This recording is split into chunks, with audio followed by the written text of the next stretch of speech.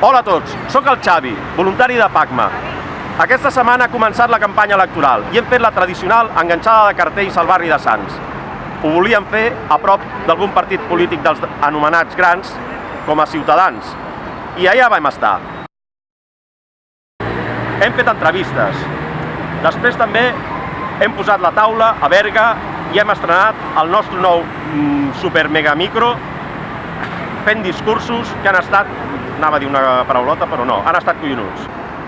Hem donat xerrades aquí a Barcelona i avui estem a plaça Universitat.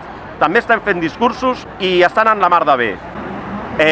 Després us anirem dient, via xarxes socials, Facebook, Twitter, el que anirem fet durant la resta de la setmana.